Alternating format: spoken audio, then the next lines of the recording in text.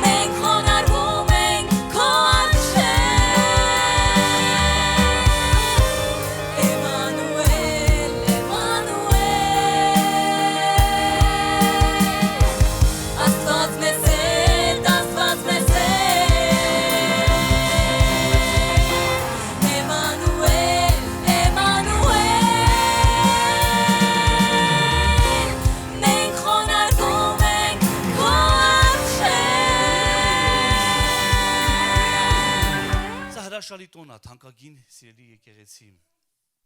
Ասում ինչ հետաքրքիր է, չէ՞։ Մենք այս օրերի մեջ իրար տուն ենք գնում, շնորհավորում ենք, իրար նվերներ ենք տալիս։ Հիսուսի ծնունդն է, բայց իրար ենք նվեր տալիս։ Հիմնականում գնում են, չէ, նվեր են տանում նրան, ում հոբելարն է, ում տարեդարձն է, բայց հիմնականում մենք իրար ենք նվեր տալի։ Այդպիսի օրհնված է մեր Տիրոջ ծնունդը։ Նրա ծնունդն է, բայց նա է մեզ նվերներ տալիս։ Այդպիսի հրաշալի Տիրոջն ենք մենք պաշտում։ Բայց ես ուզում եմ, մինչև որ կսկսեմ այսօր մի կարճ քարոզը, չնայած երեխեք ասեցին, հո մենակ ասում ես կարճ ես խոսալու, մեկը երկար ես խոսում, բայց ես կփորձեմ կարճ խոսեմ, որովհետև քուրս արդեն քարոզեց ու իջավ, դրա համար ես կարճ եմ լինելու այսօր, որ ժամանակ տրամադրենք մյուզիկլին, բայց մինչև որ կանցնեմ իմ կարճ քարոզին, ես կուզենամ մի բան անենք։ Արի այսօր Հիսուսին մի հատ նվեր տանք, գիտես ինչ նվեր տանք։ Մեր ամբողջ կյանքը նվեր տանք, մեր սիրտը նվեր տանք, մեր ժամանակը նվեր տանք, մեր կարողությունը նվեր տանք, մեր շարժարիտները նվեր տանք նրան։ Հիսուսին նվիրել սիրտը նշանակում է ամբողջը նվիրել, ամբողջությամբ նվիրվել։ Աստված հին ուխտում հաճությամբ էր նայում ողջակեզներին, որովհետև ամբողջը պիտի կիզվեր, ամբողջը պիտի դրվեր զոհասեղանի վրա, ամբողջությամբ պիտի մատուցվեր Տիրոջը։ Դրա համար թանկագիներս, եկեք փակենք մեր աչքերը մի պահ։ Գիտես, վերցրու հոգևոր աշխարհում քո սիրտը հիմա ու մատուցի Տիրոջը։ Ու կրկնի ինձ հետ խնդրում եմ, թե քո մտքում, թե բարձրաձայն, ասա, երկնային Աստված, ես այսօր եկել եմ քո առաջ, ոչ դատարկաձեռն։ Ես իմ սիրտը ամբողջությամբ քեզ եմ տալիս։ Հասկանալով եւ գիտակցելով, որ դու ես սրտեր քննողը։ Եվ խնդրում եմ քեզ, որ թույլ չտաս, որ իմ սրտի մեջ որևէ ծածուկ բան մնա, որևէ բան, որը որ ինձ պիտի պատկանա, ես ամբողջությամբ եմ քեզ տրվում։ Իմ դրդապատճառները, իմ շարժարիթը,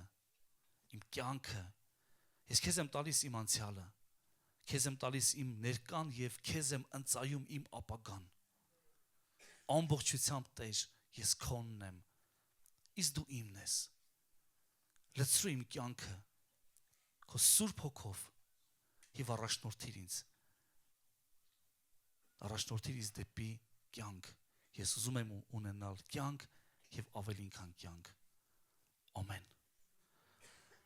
Ամեն։ Երեք հետաքրքիր մի բան լսեցի ինտերնետում, ասում է ճանապարհը դեպի դրախտ անցնում է դժոխքով։ Իսկ ճանապարհը դեպի դժոխք որը որ գնում է դեպի երկինք դժվար անցանելի է։ Այն դժոխքին է նման։ Քարեր,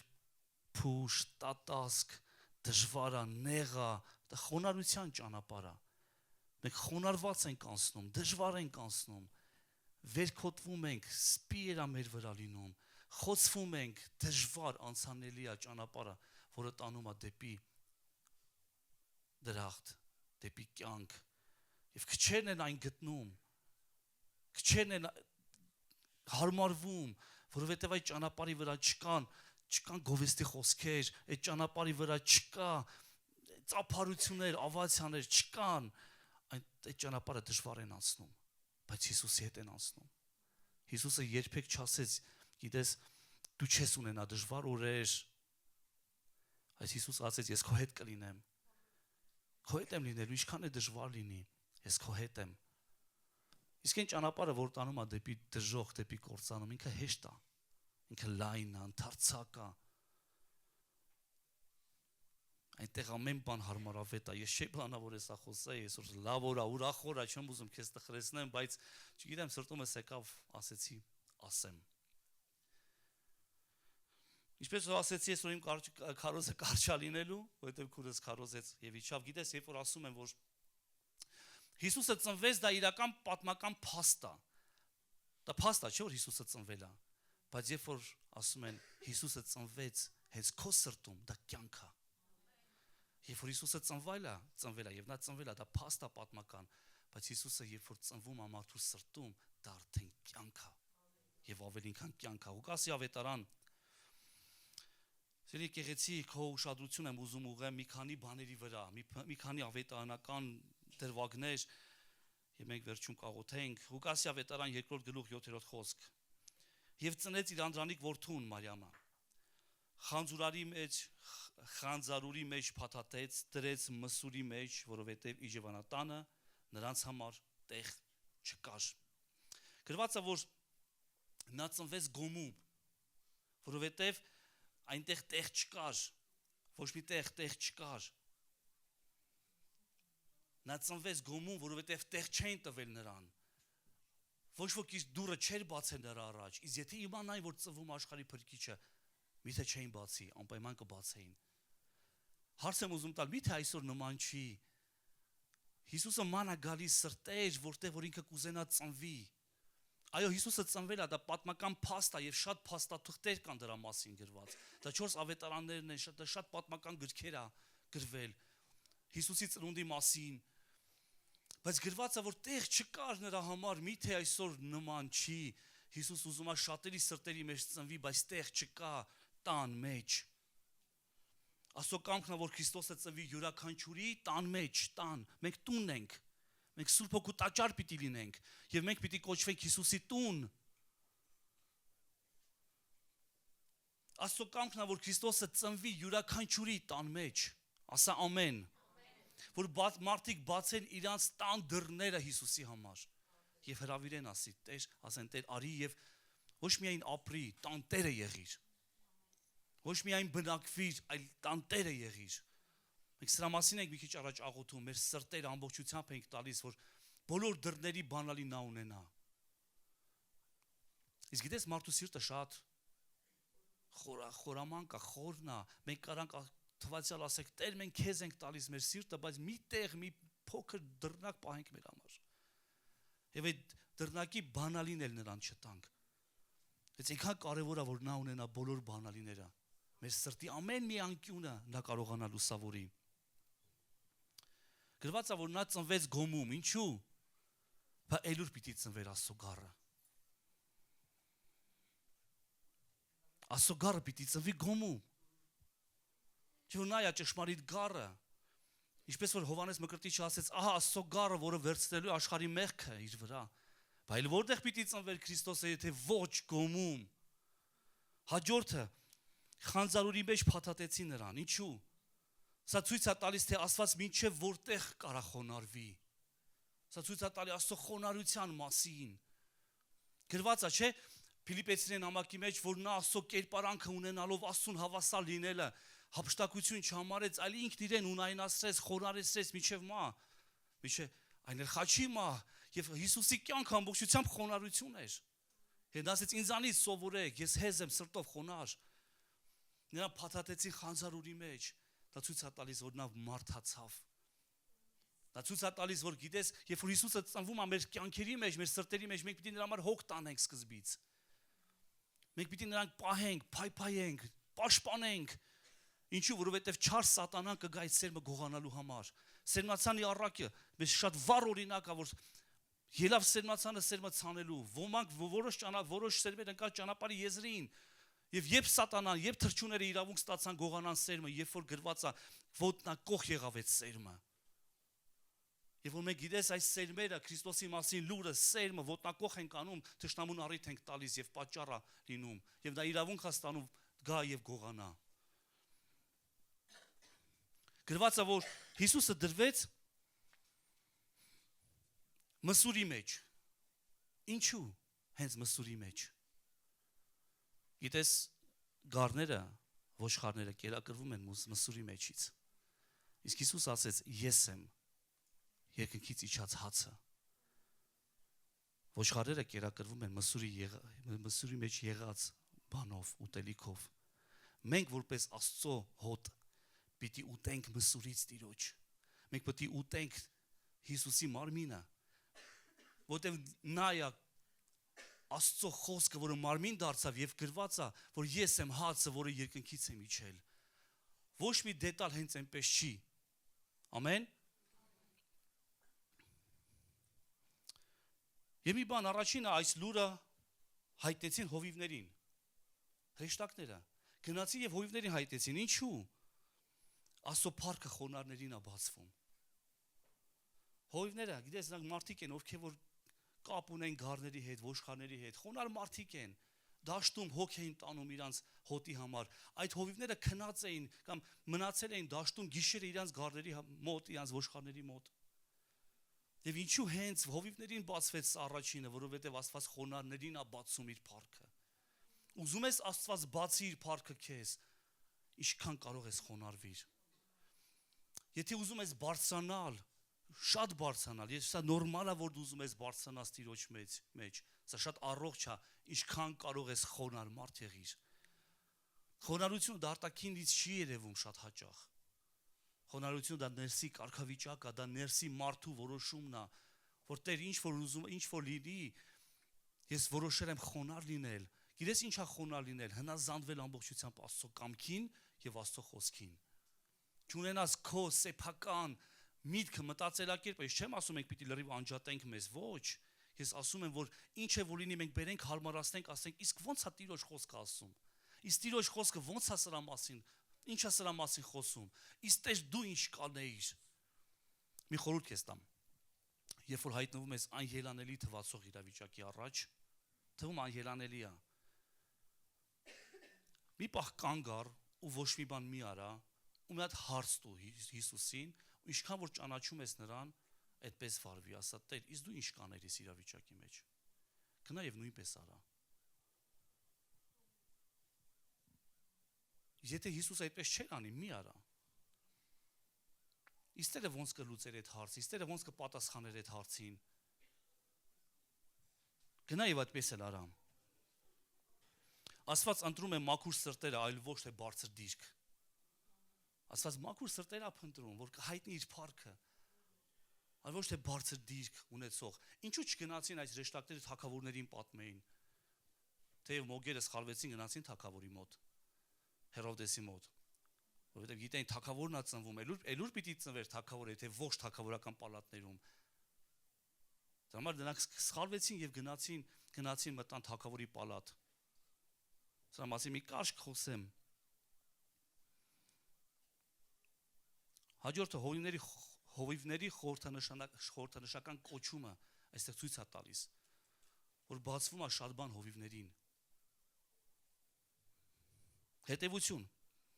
Եթե ուզում ես Աստծո փառքը հայտնի լինի քեզ, դարձիր խոնարհ մարդ կամ հովիվ։ Խոնարհ մարդ։ Գիտես, Հիսուսի ծնունդի մասին նաև իմացան մոգերը։ Առաջինը հովիվները, հետո մոգերը։ Իսկ ինչու մոգերը։ Մատթեոսի ավետարան 2 գլուխ 11 խոսք։ Գրված է, երբ մոգերը տուն մտան, տեսան երեխային իր մոր Մարիամի հետ եւ գետնին ընկնելով երկրպագեցին նրան եւ բացեցին իրենց գանձերը, նրան ընծաներ մատուցեցին, ոսկի, կնդրուկ, զմուրց։ Գիտես, մոգերը մարդիկ էին, ովքեր որ ուսումնասիրում էին երկինքը։ Սա այն չմտածես մոգերը դա այն կախարդներն են, չէ՞, ողվի, իմաստուններ, աստղաբաններ, աստղերի միջոցով Աստված բացում է շատ հայտնություններ էր տալիս։ Գրված է, չէ՞, ինչի համար ստեղծվեց աստղերը, մոլորակները, գրված է նշանների համար, տոների, նշանների, ծննդոց գիրքն է սա։ Եվ երկրորդը բացվեց մոգերին, ինչու նրանք երկինքն էին ուսումնասիրում։ Եթե ուզում ես քեզ Աստծո փառքը բացվի, ուսումնասիր երկինքը։ Եթե ուզում ես Աստծուն ճանաչես, ուսումնասիր երկինքը։ Եթե ուզում ես հանդիպես Աստծո որդու հետ, ուսումնասիր երկինքը սիրելիս։ Ամեն։ Ու գրված է, երբ նրանք տուն մտան, նա ծնվեց գոմում, բայց մոգերը երբ որ եկան, արդեն տուն մտան, ինչու մեկը հայտնվեց, որ բացեց իր տան դուռը Հիսուս Քրիստոսի առաջ։ Եվ սա հրաշալի է։ Գրված է, տեսան երեխային իր մոր Մարիամի հետ եւ գետին ընկնելով երկրպագեցին նրան։ Երբ հանդիպում ես Քրիստոսին, անհնարին է, որ չդառնաս դու երկրպագու։ Ով դարձել է երկրպագու, նա անպայման հանդիպում է ունեցել Հիսուս Քրիստոսի հետ։ Անհնարին է, եթե դու ճշմարտությամբ իրական հանդիպում ես ունեցել Հիսուս Քրիստոսի հետ, ուրեմն դու երկրպագու ես։ Իսկ եթե դու երկրպագու ես, Հայրը քեզ գտել է։ Գրված է, որ Հայրը փնտրում է հոգով եւ ճշմարտությամբ երկրպագողներին։ Դրա համար այո, մեր կյանքը պիտի լինի երկրպագություն, մեր կյանքը պիտի դառնա երկրպագություն։ Իսկ ո՞րն է այդ դիրքը, ծնկի վրա մենակիչած։ Ոչ միայն դա չէ։ Երկրպագությունը դա ապրելակերպ է, եւ որ քո կյանքը փառաբանում եւ երկրպագում է կենթանի Աստծուն։ Ու գրված է, եւ բացեցին իրենց գանձերը, նրան ընծաններ մատուցեցին։ 3 բան՝ ոսկի, կնդրուկ եւ զմուր, սա մարգարեական էր։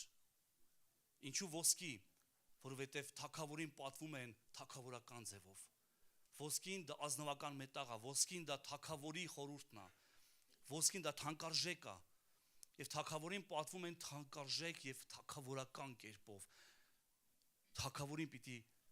լիարժեք, լիաթոք եւ կենթանի ձևով պաշտեն եւ երկրպագեն։ Դրանք տվեցին Հիսուսին թանկը։ Պատմաբանները կասեն, որ այս ոսկով Հովսեփը, Մարիամի ամուսինը, հիմնեց ինչ-որ մի բիզնես, ես չգիտեմ ինչքան դա ճիշտ, նա դարձավ ատաղծագործ Հյուստոն եւ նա դրանով հիմնեց իր այդ փոքր գործը։ Այս գումարով նրանք կարողացան 5 տարի ապրեն Եգիպտոսում, որովհետեւ նրանք փախան Եգիպտոս, 5 տարի Եգիպտոսում ապրեցին։ Այսինքն գիտես, նրանք բերեցին, տվեցին այն ինչի կարիքը ուներ այդ ընտանիքը։ Նրանք բերեցին եւ տվեցին անհրաժեշտը եւ նրանք պատվեցին Աստծուն, պատվեցին Աստծո որդուն, պատվեցին Մանուկ Քրիստոսին որպես թագավորի։ Երկրորդը կնդրուկ։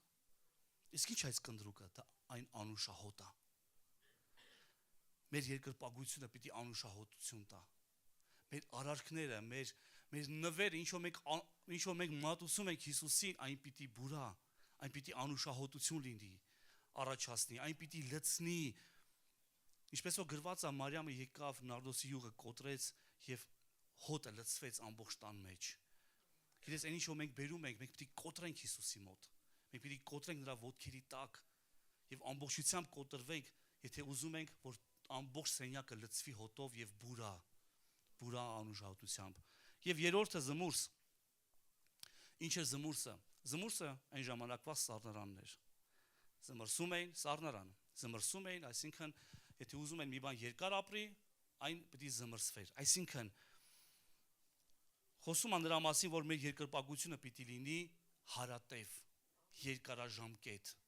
Այն ինչը որ մենք բերում ենք Հիսուսի մոտ, ոսկին ինքը պիտի արժեք ունենա։ Ինքը պիտի թագավորին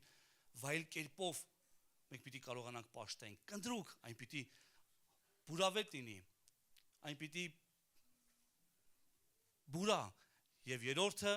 զմուրս, այն ինչը որ մենք անում ենք, պիտի լինի հարատև եւ երկարաժամկետ։ Ամեն։ Փառք ամենակարող մեր Տիրոջը։